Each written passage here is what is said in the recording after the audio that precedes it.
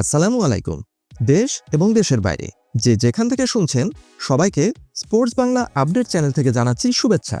চলে এলাম আরও কিছু নতুন আপডেট নিয়ে। আর্জেন্টিনার তারকা ডিফেন্ডার রোমেরোর টটেনহাম ভবিষ্যৎ নিয়ে এক সন্দেহ তৈরি হয়েছিল। রিয়াল মাদ্রিদে যাওয়ার কথা ভাবা হয়েছিল একসময়। টটেনহাম হটস্পারের ক্যাপ্টেন ক্রিশ্চিয়ান রোমেরোর ক্লাব ভবিষ্যৎ নিয়ে আবার প্রশ্ন উঠেছে। অ্যাথলেটিকো মাদ্রিদের ফরওয়ার্ড জুলিয়ান আলভারেজ সম্প্রতি জানিয়েছেন, গত সামার ট্রান্সফার উইন্ডোতে স্পেনে যাওয়ার সম্ভাবনা নিয়ে তিনি টটেনহামের এই ক্যাপ্টেনের সঙ্গে এক কথা বলেছিলেন।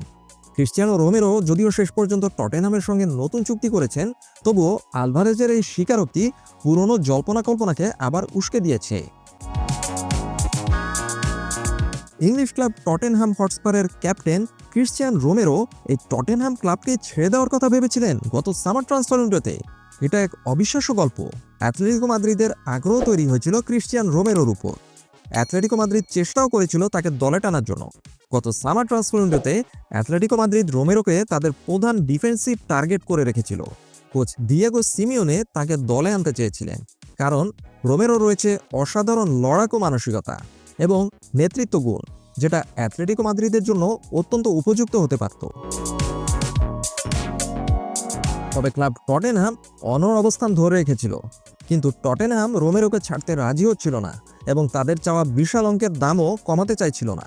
ফলে অ্যাথলেটিকো মাদ্রিদ রোমেরোকে দলে টানতে ব্যর্থ হয়েছিল এবং চুক্তি নিয়ে আলোচনাও অগ্রসর হয়নি। এর পরিবর্তে টটেনহাম রোমেরোকে ধরে রাখার জন্য তাদের ক্যাপ্টেন বানিয়ে ছেড়েছে। এই দলবদল ভেস্তে যাওয়ার পর টটেনহাম দ্রুত পদক্ষেপ নেয়।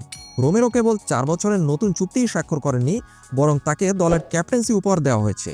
টটেনহামের প্রাক্তন ক্যাপ্টেন সন হিউং-মিন যখন লস অ্যাঞ্জেলেস এফসিতে চলে যান, তার পরপরই টটেনহাম ক্রিশ্চিয়ানো রোমেরোকে ক্লাবের ক্যাপ্টেন্সি মনোনীত করে। নতুন ম্যানেজার থমাস ফ্র্যাঙ্ক রোমেরোকে দলের কৌশলের প্রধান ভিত্তি হিসেবে দেখছেন এবং তাকে ক্যাপ্টেন্সি দেওয়াটা তারই প্রমাণ।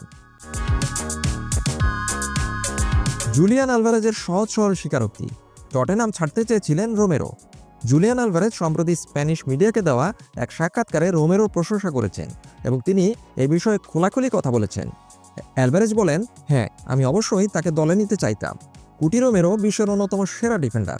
তিনি নিশ্চিত করেন যে রোমেরোর সঙ্গে তার সরাসরি কথা হয়েছিল এবং কিছু খুঁটিনাটি কারণে অ্যাথলেটিকো মাদ্রিদের সাথে তার চুক্তিটি সম্ভব হয়নি। তবে ভবিষ্যতে হয়তো কোনো একদিন একসঙ্গে তারা খেলার আশা এখনও রাখছেন। তবে নতুন চুক্তির সময় টটেনহামের সামনে রোমেরো বলেছিলেন টটেনহামের ক্যাপ্টেন হতে পেরে এবং নতুন চুক্তি পাওয়ায় তিনি খুব খুশি, কারণ তার কাছে টটেনহাম ক্লাবটি বিশ্বের সেরা একটি ক্লাব।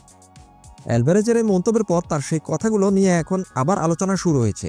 তিনি কি আসলে মন থেকে কথাগুলো বলেছিলেন নাকি বলেননি? রোমেরো বর্তমানে টমাস ফ্র্যাঙ্কের কৌশলের মূল স্তম্ভ। তার চুক্তি 2029 সাল পর্যন্ত আছে এবং তিনি বর্তমানে টটেনহামের ক্যাপ্টেন। টটেনহাম আত্মবিশ্বাসী যে রোমেরো তাদের প্রজেক্টের সঙ্গেই থাকবেন। তবে অ্যালভারেজের এই মন্তব্য প্রমাণ করে রোমেরোর স্পেনে যাওয়ার আগ্রহ তৈরি হয়েছিল এবং তার মনের গভীরে এখনও হয়তো লা লিগায় খেলার আগ্রহ রয়ে গেছে। তাই অ্যাথলেটিকো মাদ্রিদ যদি আগামী সামারে আবার চেষ্টা করে রোমেরোর জন্য, তাহলে এই জল্পনা কল্পনা আবারও মাথাচাড়া দিয়ে উঠতে পারে। আপাতত এ পর্যন্তই। সবাই ভালো থাকুন, সুস্থ থাকুন, নিরাপদে থাকুন, এই প্রত্যাশায় আল্লাহ হাফেজ।